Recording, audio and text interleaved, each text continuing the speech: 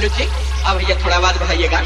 जी हाँ मेरे दोस्तों, हर साल के भांति इस साल भी नवयुवक सरस्वती पूजा समिति आप लोगों का हार्दिक अभिनंदन करती है और करती रहेगी। तो उठाइए दोनों हाथ और प्रेम से बोलिएगा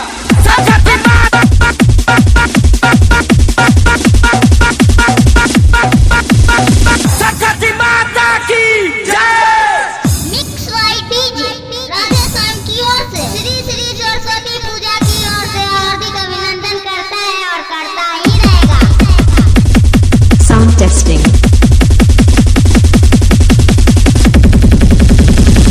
दरोगा जी हम लोग को लाइसेंस चाहिए था, हम लोग सरस्वती पूजा करेंगे। हाँ लाइसेंस तो दे देंगे, लेकिन एक शर्त पे, डीजे नहीं चलाओगे। हम ब्रह्मचारी हैं गुरु, हम पे माँ शारदे का साथ है। सरस्वती माता की जय। साल भर पर आती है विद्या देकर जाती है, साल भर पर आती है विद्या देकर जाती है।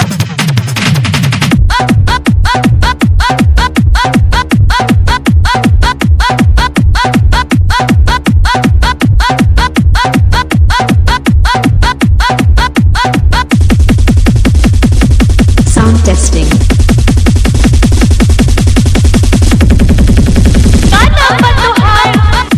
डीजे राजेश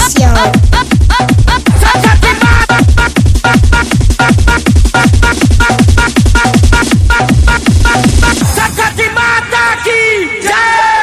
वीणा की झनकार, तबलों की थाप, घुंघरुओं की खनक और कलम की छाप। माँ शारदे का हो जिस पर हाथ, फिर डरने की क्या बात।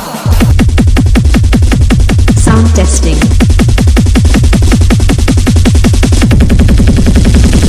दरोगा जी हम लोग को लाइसेंस चाहिए था, हम लोग सरस्वती पूजा करेंगे। हाँ लाइसेंस तो दे देंगे, लेकिन एक शर्त पे, डीजे नहीं चलाओगे। कहते हैं साल भर पर आती हो विद्या देकर जाती हो, साल भर पर आती हो विद्या देकर जाती हो। माँ तेरी लीला अपरंपार है, सभी बच्चों के दिलों में राज करती हो। सरस्वती माता की जय। Sound testing. Sound testing.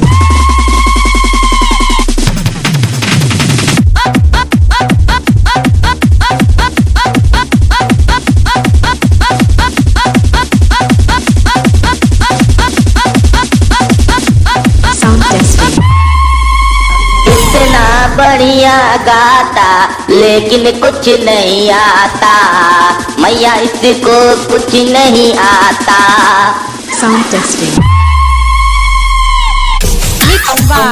DJ